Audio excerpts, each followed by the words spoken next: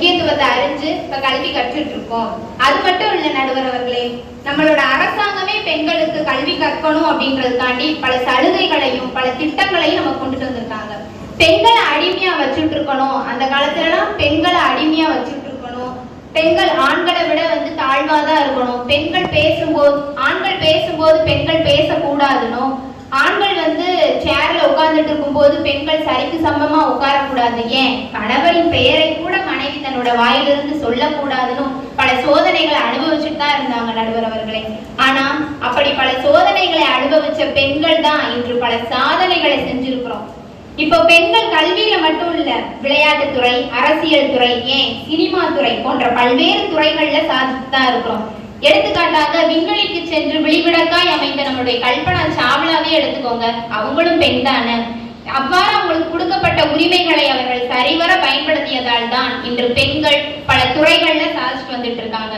இதனைத்தான் வள்ளுவர் கூறியிருக்கிறார், தொட்டனை தூரும் மணற்கேணி மாந்தருக்கு கற்றனை தூரும் அறிவு அப்படின்ற குறள் மூலமா இன்று பெண்கள் தங்களுடைய உரிமைகளில் ஒன்றான கல்வியினை புரிந்து கொண்டு அதனுடைய முக்கியத்துவத்தையும் அறிந்து கொண்டு அறியாமை என்னும் இருள் அகற்றி ஒளி புகற்றாங்க நடுவர் அவர்களே.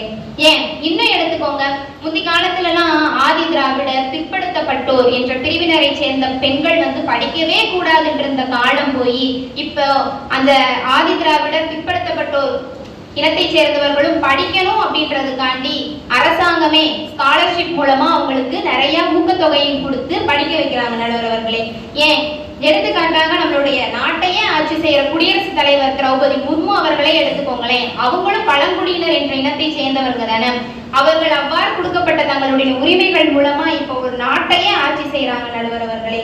இதே மாதிரிதான் கல்வியில மட்டும் இல்லைங்க, பல துறைகள்ல பெண்கள் சாதிச்சுட்டு தான் இருக்காங்க. எடுத்துக்காட்டாக கல்வியில டாக்டர் முத்துலட்சுமி ரெட்டி, அரசியல்ல இந்திரா காந்தி, ஏன் நம்மளுடைய செல்வி ஜெயலலிதா அம்மா அவர்களும், விளையாட்டு துறையில பிடி உஷா அவர்களும், விண்வெளி துறையில கல்பனா சாவ்லா, சுனிதா வில்லியம் போன்ற பெண்கள் பல துறைகள்ல சாதிச்சுட்டு தான் இருக்காங்க. எனவே பெண்களினுடைய உரிமைகள் ஆக்கமே என்று கூறி என்னுடைய உரையை முடிக்கின்றேன். நன்றி. பெண்கள் அன்றைய நிலை என்ன, இன்றைய நிலை என்ன என்று வேறுபடுத்தி சொன்ன விதம், கல்வியில் சிறப்பிடம் பெற்ற சமநிலைப்பாடு இன்றைக்கு கிடைத்திருக்கிறது என்றார். பெண்கள் பல்வேறு துறைகளில் சாதனை பெற்றிருக்கிறார்கள். விளையாட்டுத் துறையில் முக்கியமாக பிடி உஷா, இன்றைக்கு எத்தனையோ பெண்கள் கபடி போன்ற விளையாட்டுகளில் மிகச்சிறப்பாக பங்கு பெற்றிருக்கிறார்கள் என்பது என்னுடைய கருத்து.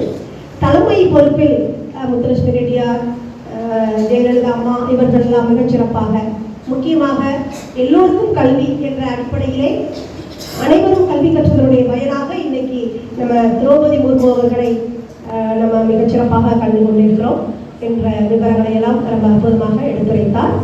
அடுத்ததாக இப்படிப்பட்ட வலுவான கருத்துக்களுக்கு இல்லை பெண்களுக்கான உரிமைகள் தேக்கத்துடன் தான் இருக்கிறது என்பதை விவாதிக்க வருகிறார் செல்வி எம் கோஜிலா. அனைவருக்கும் என் முதற்கண் மாலை வணக்கத்தை தெரிவித்துக் கொண்டு என் உரையை தொடங்குகிறேன். என் சகோதரி அழகா சொன்னாங்க, ஆக்கத்தை பத்தி சிறப்பா சொன்னாங்க. பெண்களுக்கு இவ்வளவு ஆக்கம் இருக்கு, இவ்வளவு இது இருக்குன்னு. நான் என்னதை பத்தி அவளை சொல்லியும் நான் அவளை தைரியமா நிக்கிறேன்னா, அவங்களோட தேக்கம் இன்னும் அவங்க சில விஷயங்களை அவங்க தேக்கமா தான் பயன்படுத்துறாங்க அப்படின்னு சொல்றதுக்காண்டி தான் நான் முன்னாடி நிக்கிறேன். இப்போ அவங்க நிறைய சொன்னாங்க, என் சகோதரி மிக அழகா சொன்னாங்க. என்ன சொன்னாங்கன்னா, பெண்கள் நிறைய கவர்மெண்டே நிறைய சலுகைகள் கொடுத்துருக்காங்க, நிறைய பெற்றோர்களும் சுதந்திரம் கொடுத்துருக்காங்க. அவங்க கல்வி கற்றதுக்கும் சரி, எல்லாத்துக்குமே ஒரு தடையின்றி நிறைய சுதந்திரம் பெண்களுக்கு இருக்கு அப்படின்ற மாதிரி என் சகோதரி அழகா சொன்னாங்க. ஆனா அந்த சுதந்திரத்தையும் அந்த சலுகைகளையும் பெண்கள் சரியாதான் பயன்படுத்துறாங்களா, அதுதான் என்னோட கேள்வி. இப்போ என் சகோதரி சொன்னாங்க, பெண்கள் கல்வி கற்றதுல 76% பெண்கள் அவங்களோட கல்வி தகுதியை பெற்றிருக்காங்க அப்படின்னு சொல்லி சொன்னாங்க. அப்ப மீதி இருக்க 24% பெண்கள் ஏன் கல்வி கற்கவில்லை அப்படின்னு சொல்லி நம்மளும் பார்க்கணுங்க.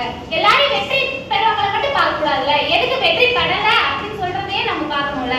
அப்ப 24% பெண்கள் என்ன பண்றாங்க, அவங்க பாதியிலேயே அவங்க படிக்க பிடிக்கல, படிக்க விருப்பம் இல்லைன்னு சொல்லிட்டு பாதியே கல்வி கற்பை நிறுத்திடுறாங்க. இன்னும் சிலர் என்ன பண்றாங்கன்னா, திருமண வாழ்வுகளை சீக்கிரமாவே போயிடுறாங்க. இப்ப என்னன்னா 18 வயசு 17 வயசுலயே இப்ப திருமணம் ஆனவங்களை நம்ம பார்க்க தான் செய்யறோம். ஏன் நம்ம ஜிஹெச், நம்ம கவர்மெண்ட் ஹாஸ்பிட்டல் போக தான் செய்யறோம். அங்கெல்லாம் எத்தனை பேர்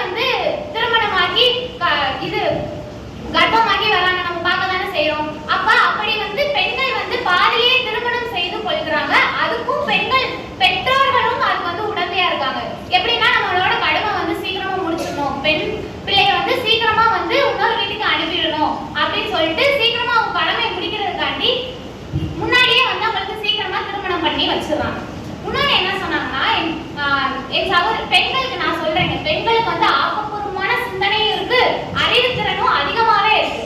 பெண்கள், நானும் ஒரு பெண் தான், அப்ப எல்லாருமே இருக்கதான் செய்யுது, இல்லைன்னு நான் சொல்லல.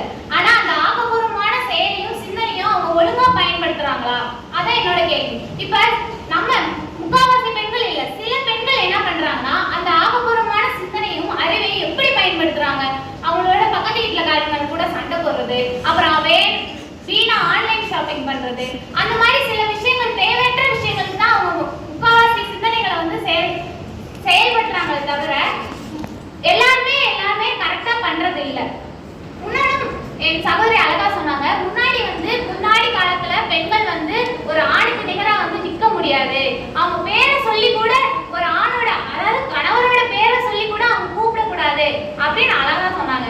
ஆனா இப்பயும் நாங்க மரியாதையா, ரொம்ப மரியாதையா வந்து கணவரை கூப்பிடுவாங்க, வாடா போடா அப்படின்னு சொல்லிட்டு ரொம்ப அழகா வந்து கணவரை சொல்லி கூப்பிடுவாங்க பெண்கள். இதுல இருந்தே நமக்கு நல்லா தெரியுது பெண்கள் வந்து ஆக்கமா தான் போயிட்டு இருக்காங்க அப்படின்னு சொல்லிட்டு. பாசம்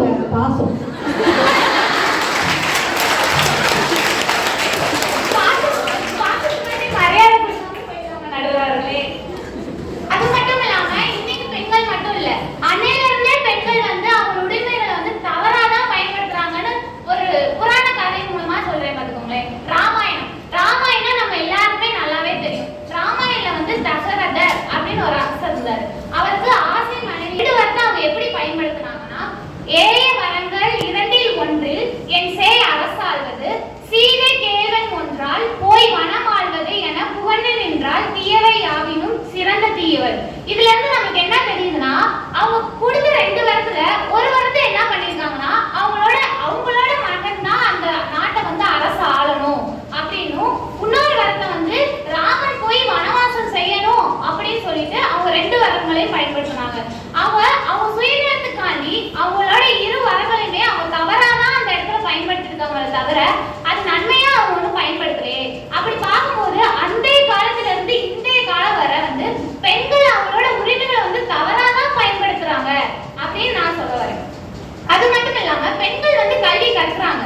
நிறைய பேர் இப்ப சகோதரி சொன்ன மாதிரி முடிந்தவரை வந்து பெற்றோர்களும் வந்து அவங்க கல்வி கற்க விடுறாங்கன்னு வச்சுக்கோங்களேன். ஆனா பெண்கள் வந்து கல்வி மட்டும்தான் கத்துக்கிறாங்க, சில தீய பழக்க வழக்கங்களையும் தான் சேர்த்து கத்துக்கிறாங்க. இப்ப தமிழ்நாட்டுல லெவலில் பார்த்தா மது அருந்தவர்கள், புகைப்பிடிக்கிற பெண்கள் இப்ப எப்படி அதிகரித்து கொண்டிருக்கிறாங்கன்னு நம்ம பார்க்க தான் செய்யறோம். அப்ப தமிழ்நாட்டு லெவல்ல வந்து 1.4% பெண்கள் வந்து மது அருந்துறாங்க, 2.9% பெண்கள் வந்து புகைப்பிடிக்கிறாங்கன்னு சொல்லிட்டு ஒரு புள்ளிவிவரம் சொல்லுது. அப்ப அது மூலமா அவங்க கற்கிற கல்வியை வந்து எந்த வழியில அவங்க பயன்படுத்துறாங்க அப்படின்றதான் நம்ம பார்க்கணும். ஒழுக்கம் பிழுக்கம் தரலாம், ஒழுக்கம் உயிரினும் மோகப்படும் அப்படின்னு திருவள்ளுவரே சொல்லியிருக்காரு. அப்போ ஒரு ஒழுக்கத்தை வந்து உயிருக்கும் மேலா நம்ம கருதணும் அப்படின்னு சொல்லிட்டு தான் அவர் வந்து சொல்லியிருக்காரு. அப்ப அந்த ஒழுக்கத்தையே கல்வி கற்றுத்தர முதல் பாடம் வந்து அந்த ஒழுக்கம் தான். அந்த ஒழுக்கத்தையே அவங்க இன்னும் கரெக்டா படிக்காத போது அவங்க வந்து எப்படி கல்வி கற்றோம், அவங்களுக்கு என்ன பயன், அதான் என்னோட கேள்வி. அப்ப அப்படி இருக்கும்போது இவ்வளவு விஷயங்கள் வந்து பெண்கள் வந்து அவங்களோட உரிமைகளையும் சரி, அவங்களோட சுதந்திரத்தையும் சரி அவங்க தவறாதான் பயன்படுத்துறாங்க. அதுக்கு வந்து அவங்க மட்டுமே காரணம் கிடையாது, அவங்களுக்கு வந்து சுத்தி இருக்க சூழ்நிலைகளும் சரி, அவங்களுடைய பெற்றோர்களும் அளவற்ற பாசம் அன்பு அப்படின்னு காட்டுறேன்னு சொல்லிட்டு அவங்கள வந்து கெடுக்கிறதும் பெற்றோர்களும் சமூகம் தான் என்று கூறி என்னுடைய உரையை முடித்துக் கொள்கிறேன். என்று விவாதித்தார். பெண்களுக்கு கல்விக்கான உரிமம் தொகையாக கொடுக்கிறாங்க, அதை தவறான போக்கில் பயன்படுத்துகிறார்கள் என்றார். சில மாணவியர் சிலர் அப்படி செய்யறாங்க, 1000 ரூபாய் கொடுக்குறாங்கன்னா தன்னுடைய போனுக்கு ரீசார்ஜ் பண்றது, அந்த மாதிரி வேலைகள் சிலர் செய்யறாங்க. ஆனால் பலர் தன்னுடைய ப்ராஜெக்டுக்காகவும், எத்தனையோ மாணவியர் குடும்ப சூழல்ல கஷ்டப்படுறவங்க இருக்கிறாங்க, தனக்கு ப்ராஜெக்ட் பண்றதுக்காக நான் ஜெராக்ஸ் எடுத்தேன், நான் பிபிடி போடுறதுக்காக நான் போய் சென்டர்ல ரூபா கொடுத்தேன் அப்படின்லாம் சொல்றாங்க. அது மட்டும் இல்லை, இப்போ ரீசார்ஜ் பண்றாங்க அப்படின்னா அவங்க படிக்கிறதுக்கான கருத்துக்களை நிறைய பார்க்குறாங்கன்றதையும் தெரிஞ்சுக்கிட முடியுது. ஒன்றும் இல்லை, என்னுடைய வகுப்புல ஒரு மாணவி ரொம்ப சோம்பேறித்தனமா இருந்தான். வகுப்புல பாடம் எடுக்கும்போது நீ ஏமா கவனிக்க மாட்டேங்கிற, அப்படின்னா தான் பரீட்சைக்கு படிக்கும்போது ஈஸியா இருக்கும் அப்படின்னா அவ ரொம்ப வேகமா சொல்றா, நான் யூடியூப்ல பார்த்துக்குவேன் அப்படின்னு. சரி, யூடியூப்ல பார்த்து படிக்கிறது சரி, ஆனால் வகுப்புலையும் நீ பாடத்தை கொஞ்சம் கவனிச்சுக்கிட்டேன்னா ரொம்ப நல்லா இருக்கும் அப்படின்னு சொல்லி பல மாணவியர் இந்த மாதிரி நல்ல விஷயங்களுக்கும் பயன்படுத்துறாங்க. ஆனால் நீங்க சொன்ன விஷயங்களும் நடக்கத்தான் செய்யுது சமூகத்துல. கணவனுக்கு மரியாதை செலுத்த மனைவியர் இப்போ பெண்களுக்கு உரிமை கொடுத்ததுனால இப்படி போய்கிட்டு இருக்கு அப்படின்னு சொன்னீங்க. அடுத்து ராமாயணத்துல கைகேயி 2 வரம் கேட்டால் அதை தவறான தன்மையில சுயநலத்துக்காக கேட்டாங்க அப்படின்னு சொன்னீங்க இல்லையா? அது ராம அவதாரத்துல ராமன் கண்டிப்பாக கானகம் செல்ல வேண்டும், அங்கு சபரி இன்னும் பலருக்கும் அவர் தன்னுடைய சேவையை ஆற்ற வேண்டும் என்பதற்காக தீர்மானிக்கப்பட்ட ஒன்று. எனவே கைகேயியை நிச்சயமாக பாராட்டக்கூடிய இடத்தில் நான் இருக்கிறேன் என்பதை உங்களுக்கு தெரிவித்துக் கொள்கிறேன். ஒழுக்கம் அவசியம் அவசியம் அவசியம். இதற்கு பெற்றோர்கள் சமூகம் குறை சொல்லவே கூடாது. நமக்கு நாமே கட்டுப்பாடோடு இருக்க வேண்டும். உங்களுடைய கருத்தை நீங்கள் சொன்னீர்கள், ஒத்துக்கொள்ளலாம்.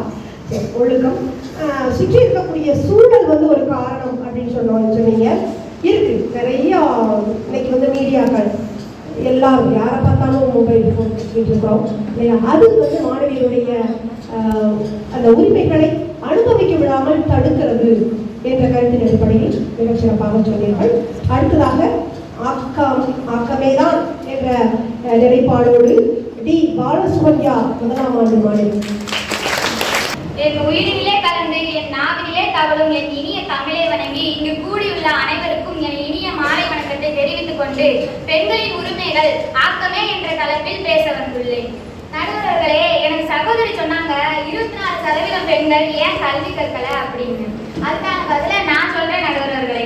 1955ஆம் ஆண்டு திருமண வயது சட்டத்தின்படி பெண்களுடைய திருமண வயது 18ஆ இருந்துச்சுங்க.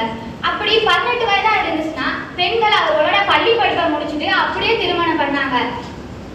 ஆனா இப்போ 2023ஆம் ஆண்டு திருமண வயது சட்டத்தின்படி பெண்களுடைய திருமண வயது 21ஆக கொண்டு வந்திருக்காங்க.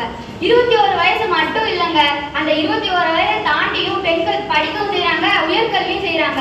அது மட்டும் இல்லைங்க, அப்படியே திருமணம் பண்ணாலும் திருமணம் பண்ணதுக்கு அப்புறமா அவங்களோட உயர்கல்வியும் தொடங்கியிருக்காங்க. அதை விட பெருசு என்னன்னா, இங்க கூடி இருக்கிற நம்மளோட ஆசிரியர்களை எடுத்துக்கோங்களேன், அவங்களுமே திருமண ஆனவர்கள் தான். அவங்களும் பணிக்கும் வர்றாங்க, அவங்களுடைய உயர்கல்வியும் தொடங்கியிருக்காங்க.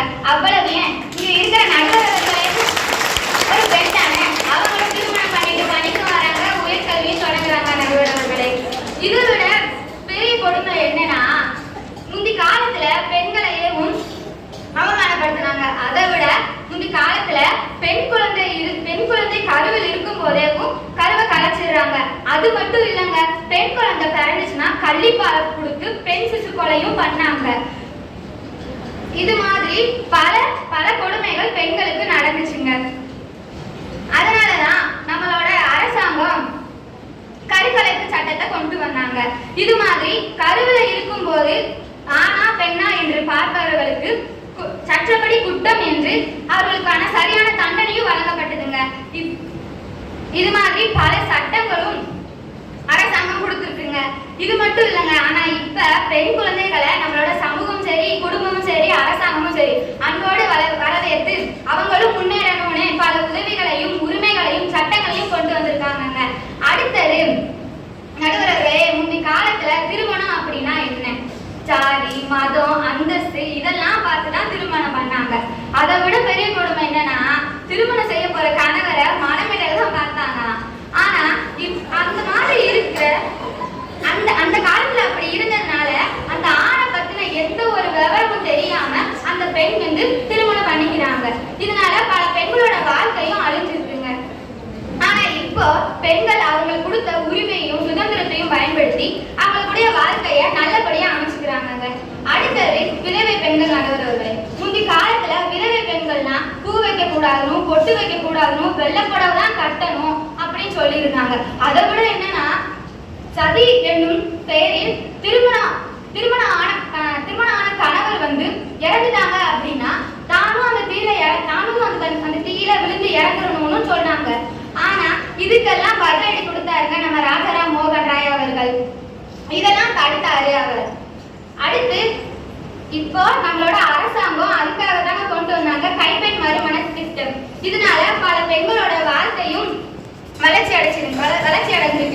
அது மட்டும் இல்லைங்க, அவங்களும் பாதுகாப்பாகவும் இருக்காங்க, சுதந்திரமாகவும் இருக்காங்க. இதுக்காக பாரதிதாசன் அவர்களின் கவிதைகளில் சில வரிகள்.